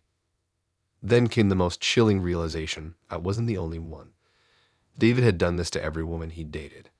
I found out through a mutual friend, someone who had been close to David's ex-girlfriend, that he had turned her life into a project, too. She had gotten so caught up in trying to please him that she lost herself entirely. She started skipping meals to meet his standards, doing workouts that made her exhausted, and changing her appearance until she didn't even recognize herself anymore. When I found that out, something clicked. This wasn't about me becoming a better version of myself. This was about him breaking down every aspect of me until I didn't know who I was anymore, just like he had done with his previous girlfriends. He wasn't helping me, he was destroying my sense of self. I started pulling away, trying to take back some control over my life. I stopped going to the gym with him. I started eating what I wanted without feeling guilty, and I slowly stopped wearing the clothes he chose for me. But David didn't like that. He would guilt trip me, tell me I was being selfish, and that I was ruining the progress I had made with him. I tried to explain that I didn't need him to fix me, that I was already fine the way I was. But he didn't understand. He refused to see it. He was too wrapped up in his own obsession with perfection to see the damage he was causing. Eventually, I couldn't take it anymore. I ended things with him, though it wasn't easy. I felt like I was losing part of myself, but I also knew that if I stayed, I would lose everything. David never truly saw me for who I was. He only saw what he wanted to change, and I couldn't keep living for him. I had to live for me. Breaking up with him was hard, but it was necessary. I learned that no one, no matter how well-meaning, has a right to try to improve someone at the cost of their happiness. I didn't need to be perfect, and I didn't need to fit into anyone's vision of what I should be. I was enough just as I was.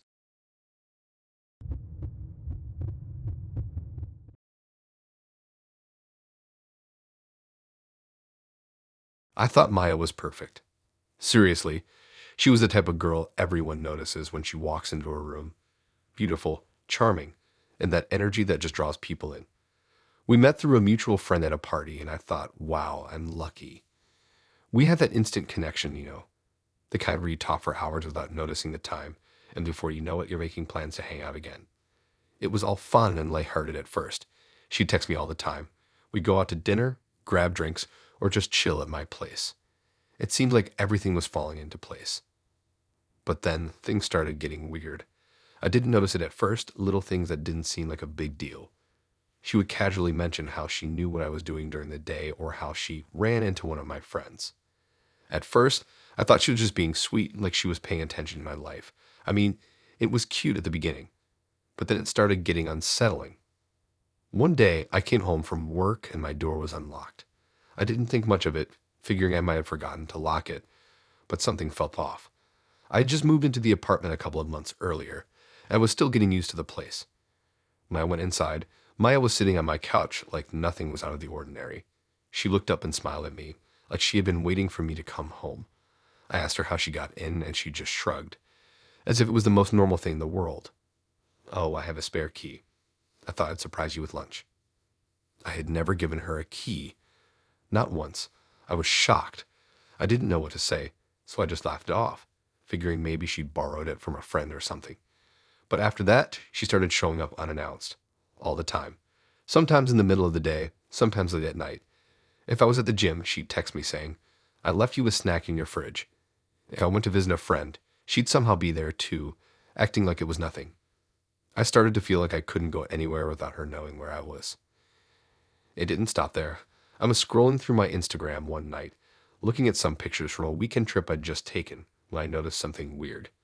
A bunch of my posts had comments on them, comments from my friends that didn't seem like they were from the usual people.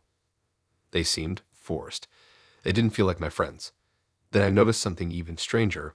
My old posts, the ones that made a few months ago, had disappeared. Not a single trace of them. And the new ones, I had no idea where they came from. She was leaving comments on my posts, pretending to be me, saying things I would never say. I immediately texted her, asking her about it, and she acted so nonchalant. "Oh, I just wanted to make sure your friends weren't commenting anything weird on your pictures." She laughed it off like it was no big deal. But I knew something was wrong. That night, I stayed up late, scrolling through my social media, trying to piece everything together. Then I found out that she'd been going through my messages too. There were screenshots in some of the deleted posts, ones where she'd texted my friends, telling them to stay away from me. That's when I realized that Maya wasn't just being overly affectionate or a little too curious. She was trying to control my life. The next day, I confronted her. I asked how she had the key and why she had been going through my things. She gave me that same weird smile and just said, "I didn't want you to feel lonely. I was just helping." I was horrified. I had no idea how deep her obsession went. I started asking around, and apparently, Maya had been showing up at my work and even following me to places I didn't realize she knew about. One of my coworkers told me that Maya had been asking about my schedule and plans, like she was trying to keep track of where I was every moment of the day. It was so creepy. I felt like I was losing control of my own life. Every time I thought I could take a step back, she'd be right there, too close for comfort, constantly reminding me that she was always watching, always aware of where I was. She started planning my entire day for me, telling me what I should do, who I should hang out with, and what I should post online. When I tried to push back, she played the victim card, making me feel guilty for not appreciating her help. Eventually, I realized that I had to end things. It was the hardest thing I'd ever had to do. Maya didn't take it well, of course. She cried and said I was being unfair, that I didn't understand how much she cared about me. But when I told her I needed space, she became even more possessive. She showed up at my work, at my apartment, wherever I went. It got to the point where I had to change my locks, block her on every social media platform, and tell my friends to stop responding to her. She was gone, but I couldn't shake the feeling that she was still lurking somewhere watching me. I don't know how she got that key. But I learned the hard way that some people don't just want to be a part of your life. They want to control it completely.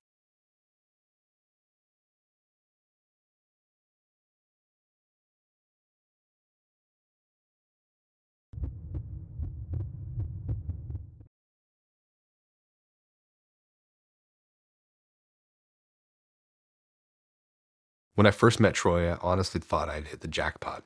He was laid back, funny, and just seemed so chill. We clicked almost immediately. He wasn't like the other guys I'd been with, and that's exactly what drew me to him. He had this calm, cool vibe that made everything feel easy. Our dates were spontaneous. One night we'd go bowling, the next we'd drive out of town just because we felt like it. I could tell he was different from everyone else, and I was excited. I thought I had finally found someone who wasn't playing games. But after a few weeks, I started to notice something. It started with small things, little comments about my friends. At first, I brushed it off. Maybe he was just a little too honest, I thought. He'd say stuff like, "Your friend Jessica." I don't know, I feel like she's a little too much sometimes. Or, "Is Mike really the kind of guy you want to hang out with? He's kind of a loser." I figured it was just his personality. Maybe he was a bit judgmental. It didn't seem like a big deal at the time, but the more he said stuff like that, the more I started to think that maybe he didn't like my friends. Then it got worse. He started making comments about how I should be spending more time with him and less with my friends. He'd say things like, "I'm way more fun than those people you hang out with. Don't you want to just focus on us? I think we'd have a better time if it was just the two of us." It wasn't just about having fun. It was about isolating me from everyone else. I started to get this gut feeling that something was off, but I couldn't quite put my finger on it. I wanted to trust him, but the little things kept adding up, and I started wondering if I was just overthinking it. One night, we were hanging out at his place just watching a movie, and I casually mentioned that I was going out with a few friends the next night. He went silent for a minute before responding. "I don't know if you should go," he said, looking at me in a way I hadn't seen before. "Those people, they don't really care about you like I do." I laughed it off, thinking he was just being possessive, but then I realized it wasn't just a comment, it was an ultimatum. It was like he was trying to control who I spent my time with, and that was when the red flags started piling up. The next week, it happened again. I had made plans to hang out with my best friend, Sarah. Troy didn't take it well. When I told him, he told me how much more fun we could have if it was just the two of us. He even started saying that I'd be happier if I stopped seeing my friends so much. He didn't outright say it, but the implication was clear. My friends weren't good enough, and I should focus more on him. I realized then that Troy wasn't just expressing concern. He was trying to manipulate me into cutting people out of my life, and that scared me. I tried to brush it off, thinking maybe he was just insecure. But as time went on, it became clear that this wasn't just insecurity, it was control. He started talking more about how I deserved better than my friends, how they were holding me back. He criticized them behind their backs, making little comments about their looks, their jobs, their relationships. I couldn't figure out if he was trying to push me into cutting them out or if he just wanted to make me feel like I didn't need anyone else but him. But it didn't stop there. It was like he had this plan, and I was part of it. Eventually, he started insisting that I stop spending time with certain friends. It wasn't about hanging out more with him anymore. It was about isolating me completely. He would make excuses for why I should skip out on plans. "Don't go to that party. You don't need to hang out with those people. Come stay with me instead. You know I'm better for you." I felt like I was losing control of my life, but I was too scared to push back. I was scared that if I said no, he'd get mad and it would somehow be my fault. The breaking point came one night when we were out for dinner, and he started ranting about how he didn't like that I was still talking to some of my old friends from college. He said that they were a bad influence on me and that I needed to cut ties with them. When I hesitated, he got louder, more aggressive, telling me how much I'd outgrown them. He said I'd be happier with just him. He painted this picture where we'd be the perfect couple with no one else in the way. He didn't want me to have friends. He wanted to be the only person I needed. I realized in that moment that this wasn't love. This wasn't caring. He didn't love me. He loved the idea of having control over me. I was just a pawn in his little game of manipulation. I couldn't believe how far he'd gone, how much he'd pushed me to isolate myself from everyone I knew. I had become so wrapped up in him that I couldn't even see how toxic it had become. That night, I ended it. I couldn't take it anymore. It was like everything that had been building up inside of me suddenly clicked. I wasn't just in a relationship. I was trapped in a situation where my happiness didn't matter, where my relationships didn't matter. All that mattered was Troy. And I knew I couldn't live like that anymore. When I told him it was over, he tried to talk me out of it, of course. He said all the right things, promised things would change, but I wasn't listening. The man who seemed so perfect at first had turned into someone I barely recognized.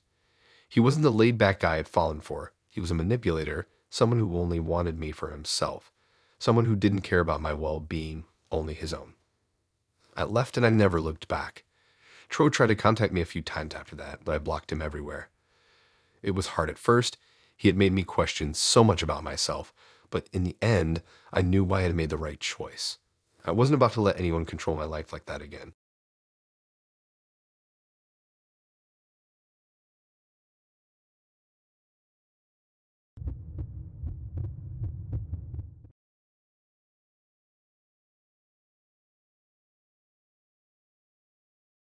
I never thought much about the people I was dating when things started out. For me, relationships were always pretty simple, but that's before I met Julia. She seemed perfect at first, successful, independent, and confident. Everything about her was impressive, and I felt lucky to be with someone so put together. She had this aura of accomplishment about her that made me feel proud just to be around her. Honestly, I was kind of in awe. She was everything I thought I wanted. At first, things were easy between us. We'd go to nice restaurants, talk about our careers, and enjoy each other's company. It felt like I was finally dating someone who had their life together. I didn't question much. Julia's career was thriving, her family was well established, and she had this smooth confidence that could make anyone feel like they were in good hands. But as things went on, something started to feel off. It began small, little moments where she seemed almost too focused on my achievements. Every time I shared something exciting that had happened to me, whether it was a promotion at work or an accomplishment in a personal project, Julia's response always felt slightly off. It wasn't necessarily negative, but there was this undertone of dismissiveness, like my achievements didn't really matter.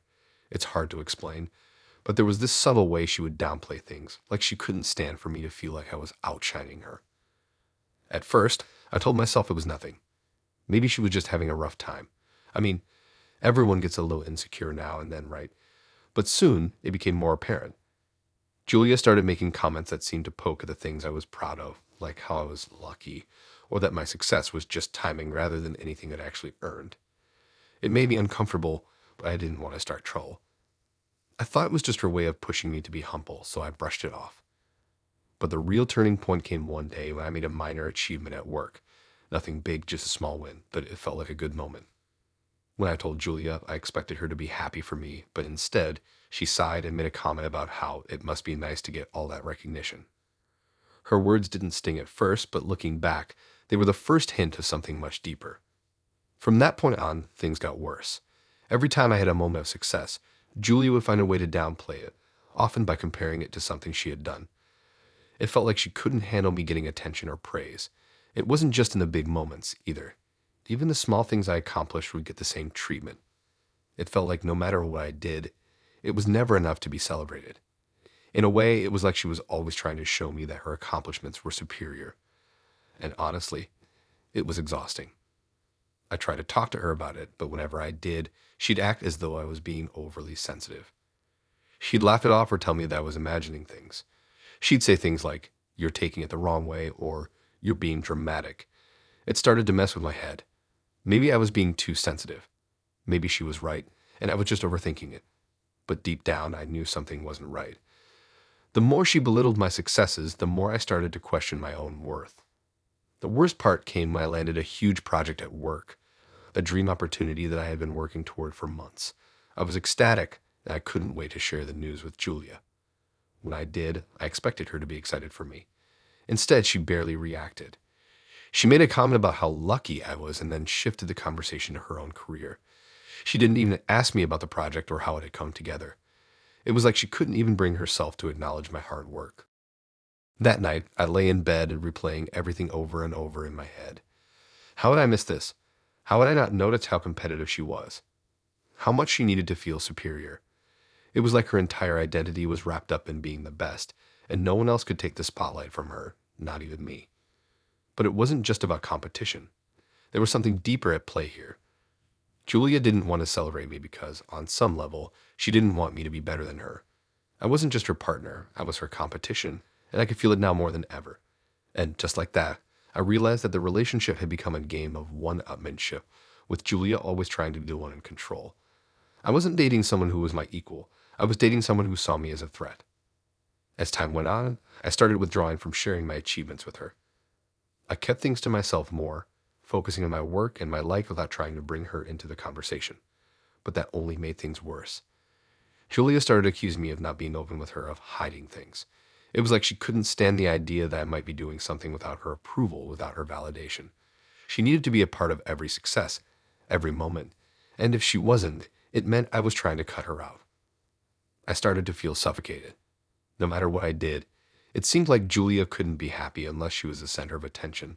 I began to resent her, and the things I once admired about her, the confidence, the drive, began to feel more like arrogance. The more I saw her competitive side, the more I realized how toxic it was. And then came the moment that truly made me snap. Julia had invited me to a family gathering. I thought it might be a good chance to get out of the house and enjoy some time with her family.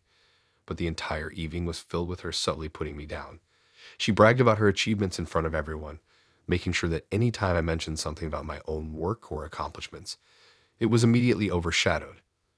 By the end of the night, I felt like I was invisible. It was like everything I did didn't matter, and her need to be the center of attention had drained me completely. That was the moment I knew I couldn't do it anymore. I tried to make things work, tried to look past her jealousy and constant need for validation, but I was tired. I didn't want to live in a relationship where I had to fight for my own worth. It wasn't healthy, and it certainly wasn't love. The next day, I ended things with her. Julia was shocked, but I didn't care. I couldn't keep pretending that everything was fine. It wasn't fine. I wasn't fine. I wasn't going to let myself be constantly diminished just so she could feel like she was the one on top. I walked away from the relationship, knowing that I deserved someone who would lift me up, not tear me down.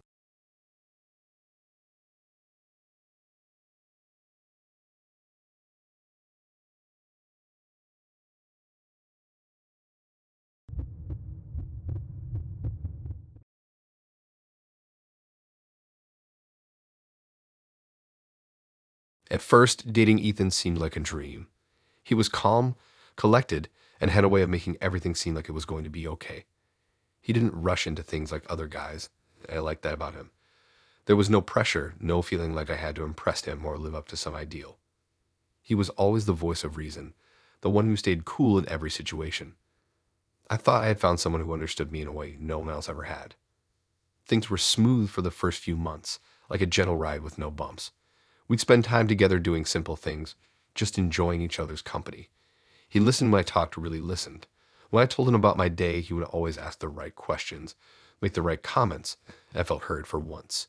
He wasn't one of those guys who only pretended to listen, and that alone made him stand out. There was something about him that made me feel safe, like nothing could go wrong. But slowly things started to change. It wasn't anything huge at first, just small remarks here and there. At first, I didn't think much of it, but over time, I began to notice a pattern. Ethan kept making little comments about how emotional I was, how I'd overreacted to things. It started with things like, "You're being a little too sensitive," or "Don't make a big deal out of it." I'd brush it off, figuring maybe he just didn't get it. But then it became more consistent. Every time I would get upset about something, no matter how valid my feelings were, Ethan would tell me I was being too dramatic. He'd tell me I was too emotional and that I needed to calm down. It started to mess with my head. Was I really overreacting? Was I just too sensitive? But deep down, I knew I wasn't. It was just his way of dismissing my feelings and making me feel like I was the problem. The more I thought about it, the more I started questioning everything. It wasn't just when I was upset about something small. It was whenever I expressed anything at all, whether it was excitement or frustration or joy. He'd find a way to minimize it. If I was happy, he'd tell me I was too much. If I was sad, he'd tell me I was too emotional. Nothing I did seemed to be right. And slowly, I started doubting myself. Was I really as crazy as he made me feel? But then it got worse. He started planting these little seeds of doubt in my mind, like a constant whisper telling me that I was the one who needed to change. I'd talk about something I was passionate about, and he'd tell me that I needed to tone it down or that I was too intense. He'd tell me I should act more like other girls, that maybe I wasn't relatable enough. The worst part, it started working. I began to feel like everything about me was wrong. My emotions, my opinions, my desires, nothing was okay anymore. I began to believe him when he said I needed to be less of myself. The most insidious thing was how he would turn everything into a reflection of my flaws. If I didn't want to go out one night, he'd tell me I was being difficult. If I had a disagreement with one of my friends, he'd make it seem like it was my fault, like I was the one who had messed up. He'd constantly remind me that I was too sensitive for the world, that I was too much to handle. It was like he was trying to reshape me into someone else, someone who didn't make waves, someone who was easy to control. It wasn't long before I started to lose confidence in myself. I'd second guess everything I did or said, wondering if I was being too much or not enough. And all while, Ethan would sit there, acting like he was the one who was just trying to help me. He'd say things like, "I'm just trying to make you better," or "I only want what's best for you." But the more he said that, the more I felt like I was becoming someone else, someone who wasn't me. One night, things reached a breaking point. We were having dinner, and I was telling him about a situation at work that had upset me. I had a difficult conversation with a colleague, and it had really gotten under my skin. I was frustrated and trying to process my emotions, but before I could even finish explaining, Ethan cut me off. He told me that I was overthinking it, that I was being dramatic, and that I needed to get over it. It wasn't just a comment that stung. It was the way he said it, like I was pathetic for feeling anything at all. For a second, I sat there, frozen, trying to process what was happening. How had we gotten here? How had my thoughts and feelings been reduced to nothing more than too much or too dramatic? I couldn't even speak at first, because the words didn't make sense to me. This wasn't the person I thought he was. He wasn't the calm, understanding person I had fallen for. He was someone who was making me feel crazy. I didn't say anything that night. I just let it slide, thinking maybe I was just too emotional. Maybe I was just overreacting. But the next day, something inside me snapped. I couldn't keep pretending that everything was fine when I was losing myself. I couldn't keep letting him tear me down with his words, making me feel like I was the one who needed to change. I was losing my voice, and I didn't want to lose myself entirely. So I ended it. I told Ethan that I couldn't keep doing this, that I couldn't be with someone who made me feel like I wasn't enough. His response: he said I was too sensitive again, that I was overreacting, and that I regret it. But in that moment, I realized that I had already lost enough of myself. I had to walk away. Walking away from Ethan wasn't easy. It wasn't like I snapped my fingers and everything got better. I still second-guessed myself for a while. I still wondered if I had been too harsh, too emotional, but deep down I knew I had made the right decision. I wasn't going to let someone control how I felt, how I saw myself, and how I lived my life. It took time to rebuild my confidence, to remember who I was before Ethan's constant gaslighting. But slowly, I found myself again. I learned that my feelings were valid, that my emotions weren't something to be ashamed of. I learned that I didn't need to change for anyone.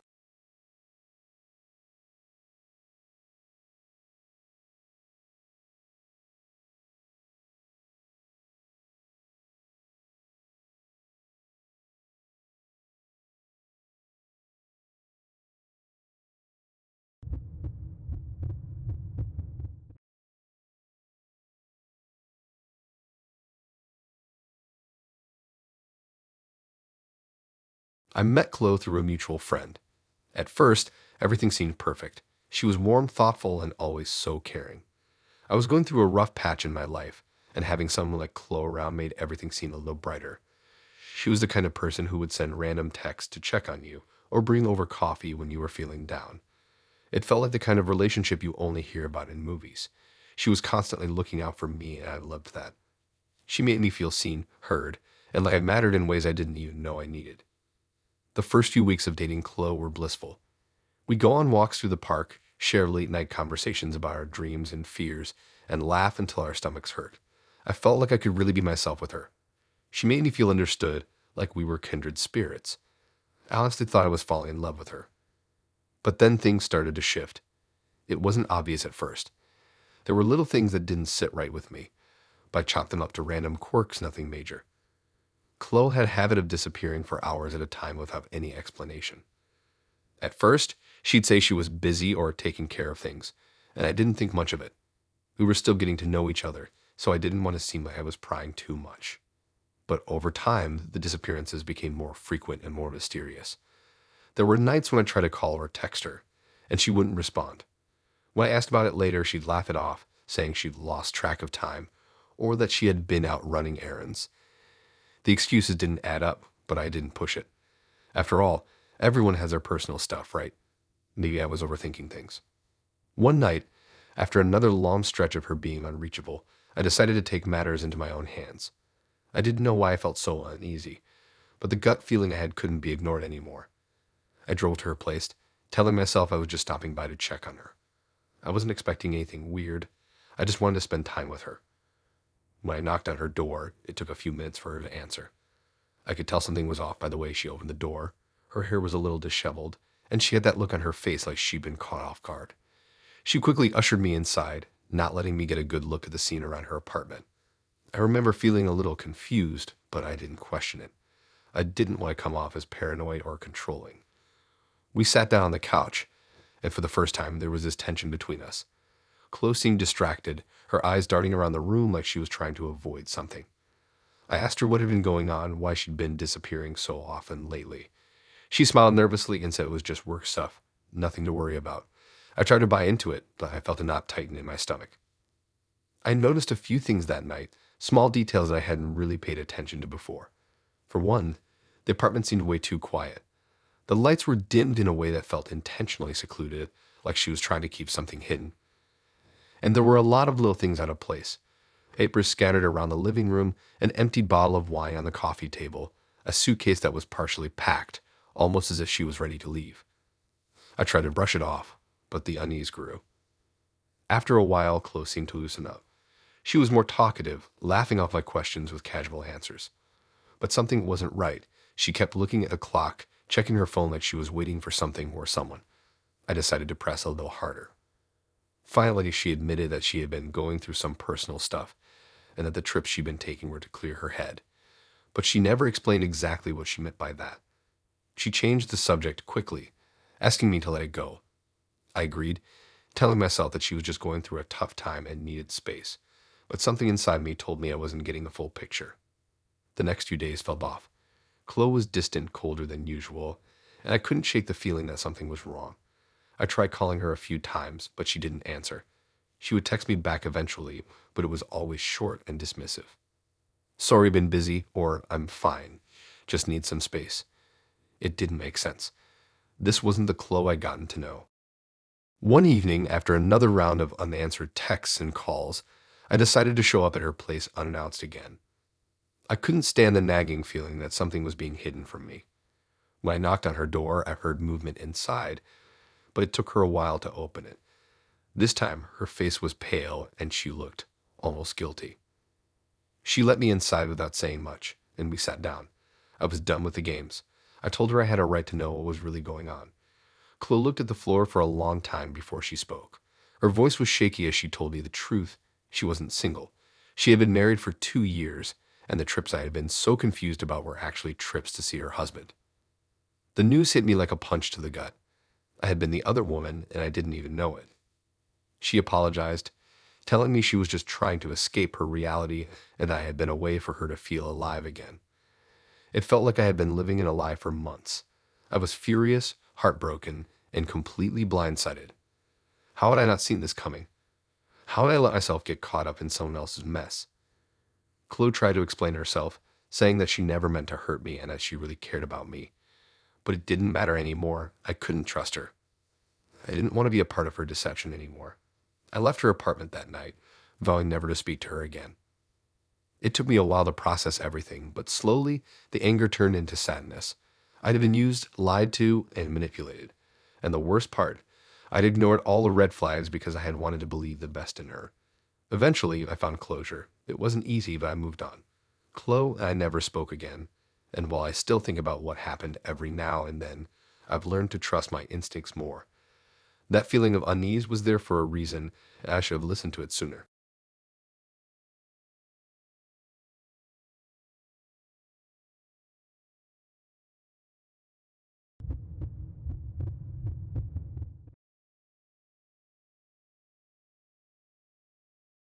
I met Lee on a random night out with some friends. You know, the kind of night that started off as just a casual hangout, but you end up in a conversation with someone who feels like they could be part of your life for a while. She was smart, funny, and effortlessly cool. The type of girl who can make you feel like you've known her forever, even if you just met her 30 minutes ago. That's how I felt anyway. I remember walking away from that night thinking maybe she was a little too perfect for me, but I didn't care. I was all in. For the first few weeks, everything was great. We went on dates, laughed for hours, and had a weirdly perfect vibe. But after about a month, I started noticing small things. Little things that didn't sit right, but I couldn't quite put my finger on. At first, it was just little comments here and there, like how she mentioned she didn't like when I went out with certain friends, or how I should probably change my hair to match what's in. But I shrugged it off. I told myself it was just her being quirky, maybe a bit controlling, but nothing too serious. I heard about people like that before. They wanted the best for you, or at least that's what they said. They just wanted to improve you. But it didn't stop there. One night, after we were hanging out at my place, I found out just how far Lee was willing to go to help me. It was a simple thing, really. We were watching a movie, and I went to grab a snack from the kitchen. I didn't think anything of it, just usual routine. But when I came back, she was holding my phone. She didn't even try to hide it. I asked what she was doing, and she just shrugged, saying something about checking something for me. It was so weird. The way she said it made it sound like it was normal, but I felt this knot form in my stomach. I didn't think much of it that night, but over the next few days, things started getting worse. She started showing up uninvited, like she had access to my life without me even realizing it. I remember one time I had plans with a friend, and when I showed up at the restaurant, there she was, sitting at a table, just staring at me like she was waiting for me to notice. When I confronted her about it, she didn't even get defensive. Instead, she said she was just making sure I was safe, and that she didn't want me around people who didn't have my best interests at heart. That was the turning point. Something shifted in me that night, and the unease I'd been brushing off for weeks suddenly felt real. I started paying attention to the little things she was doing, showing up at my apartment when I hadn't invited her, reading my texts, and always trying to steer the conversations towards me making more changes to my life. The final straw was when I found out she had gone through my social media. I'll never forget the moment I discovered it. It wasn't even intentional. I was on my laptop, scrolling through something unrelated, when I noticed a notification from Instagram that made me freeze. It was from a private group chat I was in with some of my friends. A message popped up that I hadn't seen before. It was Lee sending screenshots of old posts I'd made about my ex. The weird part, she had sent it to everyone in the group. I immediately went to check my phone and realized she had deleted some of my posts. Posts that were important to me at the time, but posts I hadn't even thought about in forever. There were pictures, comments, stuff from a past I had moved on from. She was erasing my history, writing me. I confronted her about it that night. She just laughed like it was a joke, but there was nothing funny about it. She said she was just trying to help me move on, that my old life was holding me back. I was in shock. She was justifying everything she did with this weird sense of entitlement, like she was somehow in charge of my life now. It didn't matter that I had told her about my past, or how I'd explained that I wasn't living in it anymore. To her, I was still a project. Things spiraled quickly from there. I started noticing more signs of her controlling behavior. She would check in on me constantly, sometimes even pretending to be concerned about things she had no business worrying about. And when I started pulling away, it was like the real her came out. She got angry when I spent time with my friends without her, as if she were the only one allowed in my life. Her messages started getting more manipulative, like she was guilt-tripping me for not being grateful enough. It became clear that Lee was never interested in a relationship with me. She was interested in changing who I was so that I'd fit her version of the ideal partner. I'll never forget the last time I saw her. I was at work, sitting at my desk, when I got a message from her saying she was coming over to talk. I immediately felt a pit in my stomach again. I knew this wasn't going to be a normal conversation. She was coming to tell me what was wrong with me, what I needed to fix. I ended things that day. I packed up my things, turned off my phone, and didn't answer when she showed up at my apartment. I finally realized how deep her manipulation went and how unhealthy it had become. The scariest part, I don't even think she realized she was doing it. She was so sure she was helping me, making me better, when in reality, she was destroying who I was in the process. It's been months since I've heard from her, and even though I've moved on, I can't forget how easy it was for her to slip into my life and make me believe that everything she was doing was for my own good. It's terrifying to think about how someone could change who you are without you even noticing it, and how easy it is to get caught in someone else's idea of what your life should look like. Now, I just make sure to keep my distance from people who try to control too much, even if they seem perfect at first. Perfect can quickly turn into something dangerous when you're not paying attention.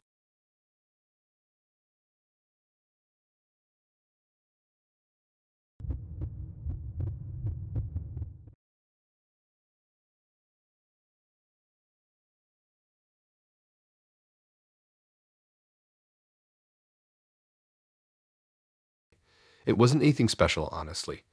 We both reached for the last cinnamon roll at the same time, and naturally we ended up chatting. I thought it was kind of cute how he made a joke about sharing, which I didn't take seriously at first.